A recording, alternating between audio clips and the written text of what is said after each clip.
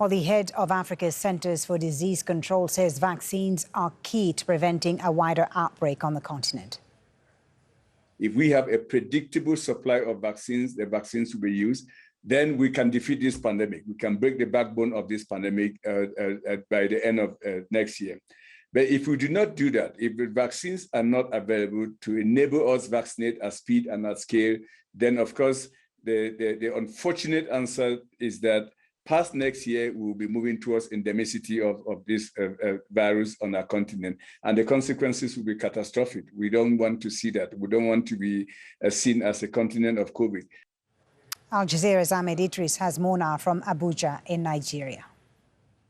So far, Africa received only 65 million doses of vaccines for 1.3 billion people on the continent.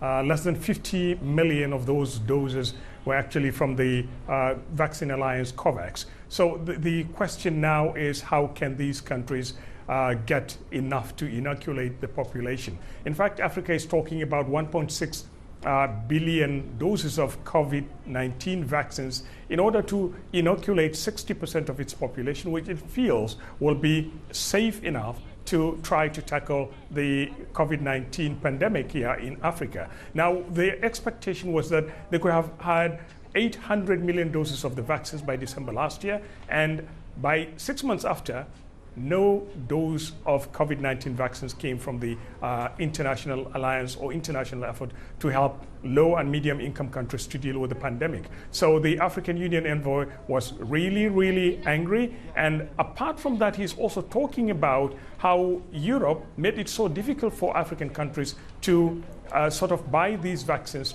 from their manufacturers in Europe. He said whenever Africa tried to approach manufacturers in Europe, they were referred to India, where India was also battling with an upsurge or uptick in COVID-19 infections in that country. At some point, India had to stop export of vaccines to try to address the crisis in their country.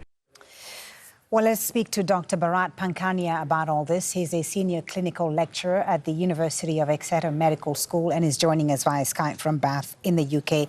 Always good to have you with us on Al Jazeera. Dr. Pankhania, many countries in Africa, as you heard there, don't have enough vaccines or are simply running out. COVID-19 is no doubt breeding nationalism. How worrying and damaging is this vaccine nationalism we're seeing? And what's the solution, in your view, to equitable vaccine distribution? It really is very worrying, and it also is a disgrace that we have forgotten about the plight of Africa and other countries. And I think Africa and the other countries who have been deprived of these vaccines must not forget what has happened to them.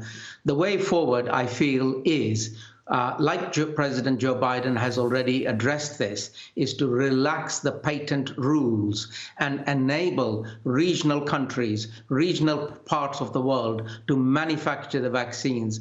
Even if it takes 6 months to set up plant and start manufacture, it is still better than nothing. Because if you don't do anything, you will end up with, as the previous report said, SARS-CoV-2 becoming endemic. And if it becomes endemic in the animal population, we will have great difficulty in ever controlling it. In the meantime, you have European countries opening up with this COVID-19 passport now. At the same time, the World Health Organization is raising the alarm about this new COVID-19 variant, the Delta variant, rather, which originated in India.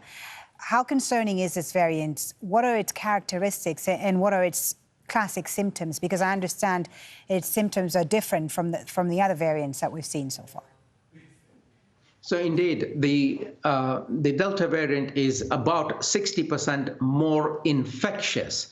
And in many cases, it is presenting without any symptoms. And that is making the control methods extremely difficult. And then in addition to the old symptoms that we used to have, it has the runny nose, the dry throat, the headaches, the tinnitus, that's the ringing in the ears, as other signs and symptoms. But the most important one is many people are asymptomatic. The good news is that the vaccines work against the Delta variant. And the other good news is that it is not more severe disease causing. Having said all this, just like we have the Delta variant, if we continue with uncontrolled infections in other parts of the world, another variant may also arise, which may be a lot worse than the Delta variant. So we've got to suppress infections in Africa and elsewhere. We've got to supply the vaccines. Doctor, you say those who are vaccinated are still protected, but those who are vaccinated, who have had 2 doses, can still get COVID and can still spread it. So if we have a runny nose and all that stuff, we should still get tested, right, even though we're vaccinated? Yes, indeed. So the good news about being immunized is the evidence clearly shows that immunized people are less infectious.